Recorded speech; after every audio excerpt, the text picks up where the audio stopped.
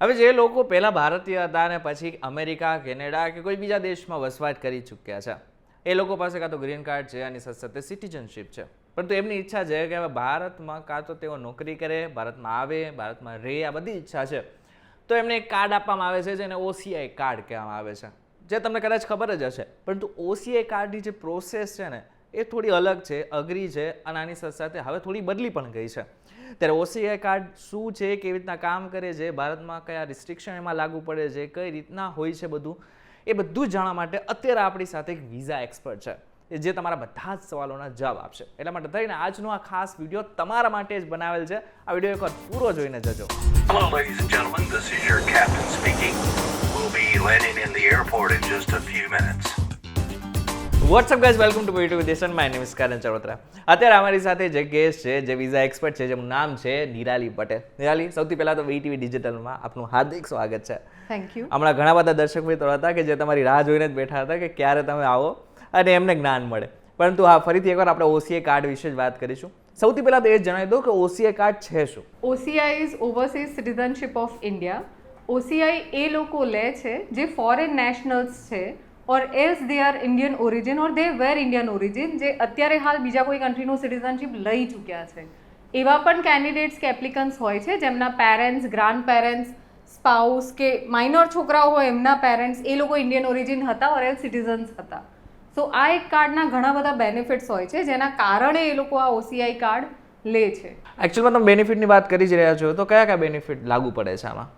Major benefits હોય છે કે OCI કાર્ડ લીધા પછી તમે ઇનડેફિનેટ ટાઈમ માટે ઇન્ડિયામાં સ્ટે કરી શકો છો. Right. You can study, you can work, you can do your business, you can by your properties and ઘણા બધા એવા બેનિફિટ્સ જે કોઈ સિટીઝનને મળતા હોય એમાંથી મેજર OCI કાર્ડ હોલ્ડર્સને મળે છે. તો પછી OCI કાર્ડ મતલબ મારે લેવું છે, અગર હું ગ્રીન કાર્ડ હોલ્ડર છું તો હવે મારે લેવું તો સૌથી પહેલા પ્રોસેસ શું છે?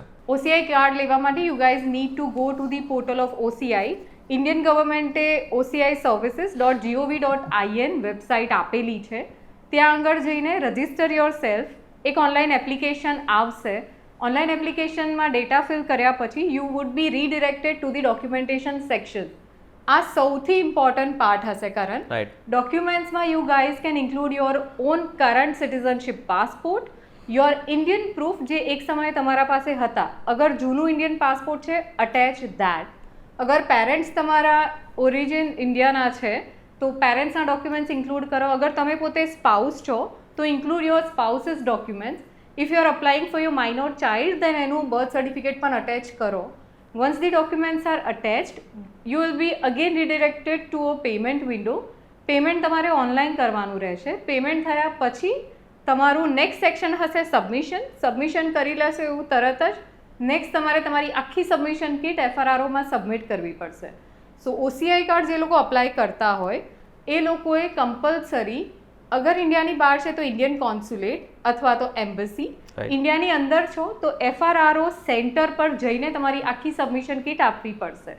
એકવાર સબમિશન કિટ ત્યાં જમા કરાવશો, તમારા બાયોમેટ્રિક્સ થશે based on the age criteria obviously. Biometric થયા પછી you guys have to wait and watch for your OCI card to be received at your place. કેટલો ટાઈમ લાગી શકે OCI કાર્ડ આવતા આવતા? રેન્ડમ કહી શકીએ or else an approximate timeline બાંધી શકીએ. કેસ ટુ કેસ જો કે બધામાં ફરક હોય છે, but average time is 4 to 8 weeks which is 1 or 2 months. Right. તો પછી આ બધામાં એક પ્રશ્ન હજુ થાય કે તમે અગાઉ જે ડોક્યુમેન્ટ્સની વાત કરી ત્યાં બીજા કયા કયા મેઇન ડોક્યુમેન્ટ્સ છે કે જે તમારે સાથે તો રાખવા જ પડશે?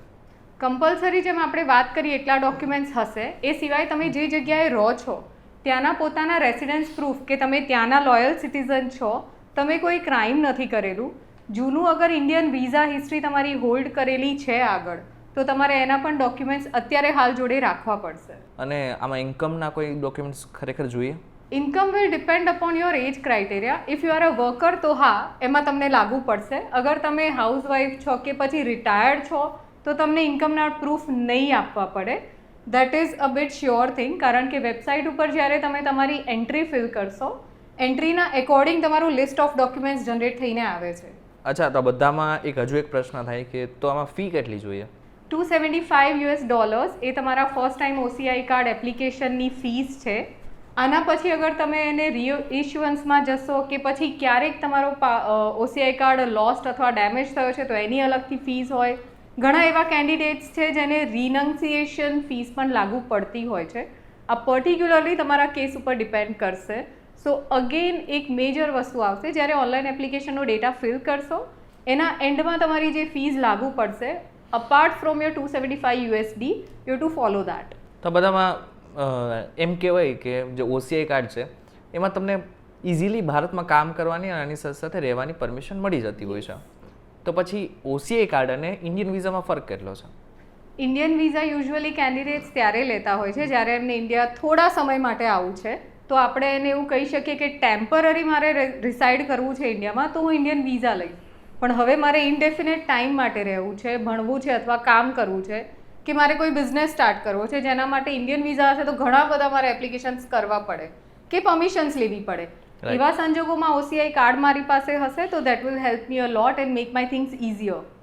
હવે એક મેઇન પ્રશ્ન, OCI કાર્ડ ઉપર ઘણા બધા લોકો અહીંયા આવવા તો માંગે છે પરંતુ એમને ખબર નથી કે રિસ્ટ્રિક્શન કયા કયા લાગુ પડશે. અને રિસ્ટ્રિક્શનની વાત કરીએ તો કયા કયા રિસ્ટ્રિક્શન મેઇન હશે? સૌથી પહેલાં તમે વોટ ના કરી શકો holding your OCI card. Secondly તમે ગવર્મેન્ટ જોબ ના કરી શકો. તમે પ્રાઇવેટ સેક્ટરમાં કામ કરી શકો. તમે જ્યુડિશિયલ જોબ્સ ના કરી શકો. કોન્સ્ટિટ્યુશનલ જોબ્સ ડેફિનેટલી ના કરી શકો. કોઈ પબ્લિક સેક્ટરમાં તમે કામ નહીં કરી શકો. સો તમારું કામ રિસ્ટ્રિક્ટેડ હશે ખાલી ને ખાલી પ્રાઇવેટ સેક્ટરમાં. અપાર્ટ ફ્રોમ ધીસ સ્ટડી તમે કાંઈ પણ કરી શકો છો. બિઝનેસ તમે કોઈ પણ કરી શકો તમારા લેજિસ્લેશનના જે ગવર્મેન્ટ રૂલ્સ આપેલા છે એને ફોલો કરીને. Investment would be a major thing. Right. Investment કરવા માટે તમે રેસિડેન્શિયલ અથવા કમર્શિયલ ઇન્વેસ્ટમેન્ટ્સ કે પ્રોપર્ટીઝ પરચેસ કરી શકશો. ફાર્મલેન્ડ તમે પરચેઝ નહીં કરી શકો. ફાર્મ હાઉસીસમાં તમે ઇન્વેસ્ટ નહીં કરી શકો. પ્લાન્ટેશન લેન્ડ્સમાં તમે ઇન્વેસ્ટ નહીં કરી શકો.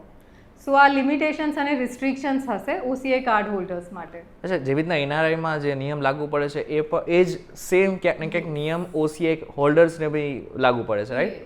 બરાબર. NRIમાં એક બીજી વસ્તુ છે કે અમુક વસ્તુઓમાં NRIને હજી રિસ્ટ્રિક્શન્સ નડે છે. રિસ્ટ્રિક્શન ના કહી શકીએ, એને થોડું લેન્ધી પ્રોસેસ કે એપ્લિકેશન કરવી પડે કે પરમિશન લેવી પડે અમુક ડિપાર્ટમેન્ટ્સમાંથી. બટ OCI કાર્ડ હોલ્ડર્સને એ બધું બેનિફિટમાં કન્વર્ટ થઈ જાય છે. અને આ જે OCI કાર્ડ હોય છે એ લાઈફ લોંગ હોય છે? Yes, એને that's a રિન્યુ life. કરવાની જરૂર પડે છે? રિન્યુઅલ બે સિનેરિયોઝમાં થઈ શકે. હવે 20 યર્સથી નીચે છો અને તમારો પાસપોર્ટ રિન્યુ થઈ રહ્યો છે તો you have to have your OCI card again renewed. Right. If you are above 50 or crossing 50 અને તમારો પાસપોર્ટ રિન્યુ થઈ રહ્યો છે તો અગેન તમારું OCI કાર્ડ રિન્યુ થશે. તો પછી ફોર એક્ઝામ્પલ OCI કાર્ડ છે એ ખોવાઈ જાય કે પછી ડેમેજ થઈ જાય, ફરી એકવાર એ જ પ્રોસેસ કરવાની? યસ, ટોટલી પ્રોસેસ સેમ રહેશે. હવે ખોવાઈ જાય છે that is lost or damage. આ બે સિનેરિયોઝમાં તમારે તમારી FIR ફાઇલ કરવી પડે. So you have to visit your nearest police station. તમારા OCI કાર્ડનું લોસ્ટ ઓર ડેમેજની રિપોર્ટ લખાવવી પડશે. FIRનો રિપોર્ટ તમારા હાથમાં આવે છે. એના પછી તમે નવેસરથી એપ્લિકેશન બનાવો. એપ્લિકેશનના અંદર તમારે તમારો રિપોર્ટ સબમિટ કરવાનો. જોડે જોડે એક એફિડેવિટ આપવાની થશે કે કયા કારણસર આ વસ્તુઓ બની છે. અગર ખોવાઈ ગયો છે અને જૂની કોપી છે તો જોડે રાખો OCI કાર્ડની. અગર તમારો ડેમેજ થઈ ગયો છે તો ડેમેજ થયેલું OCI કાર્ડ જોડે રાખો. આ બધું જ સબમિટ કર્યા પછી સેમ જેવી ફર્સ્ટ ટાઈમ તમે એપ્લિકેશન કરી હતી એ રજિસ્ટ્રેશન પતાવીને when you will visit the FRRO ત્યારે તમને સામે ક્વેશ્ચનેરમાં કોઈ બી એવી વસ્તુ નવી માંગે છે તો તમારે ફરી એકવાર અપોઇન્ટમેન્ટ લઈને ત્યાં વિઝિટ કરીને આખી પ્રોસેસ કમ્પ્લીટ કર્યા પછી તમારા હાથમાં OCI આવશે. આ વાત તો આપણે એ કરી રહ્યા છીએ કે OCI કાર્ડ હોલ્ડર્સ ઇન્ડિયામાં આવી જાય પછી. યસ. પરંતુ એવી કઈ સિચ્યુએશન છે કે જ્યારે OCI કાર્ડ હોલ્ડર્સની જે એપ્લિકેશન છે એ જ રિજેક્ટ થઈ જાય, એની પાછળના કારણો શું હોઈ શકે? એપ્લિકેશન ઓનલાઈન થાય છે. એપ્લિકેશનનું વિઝિટ તમે ચોક્કસથી ડોક્યુમેન્ટ્સને સબમિટ કરીને કરી હશે.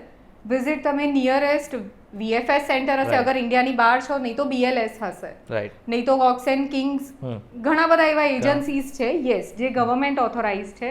હવે ત્યાં સબમિશન કરી દીધું પણ કોઈ કારણસર તમારું રિફ્યુઝ થાય છે આખું OCI એપ્લિકેશન તો તમને અથવા તો રિફ્યુઝલ લેટર આવ્યો હશે નહીં તો ઈમેલ આવ્યો હશે. ઈમેલના અંદર એ લોકોએ રિફ્યુઝલના પોઈન્ટ્સ લખ્યા હશે કે કેમ મારી ફાઇલ રિજેક્ટ થઈ છે.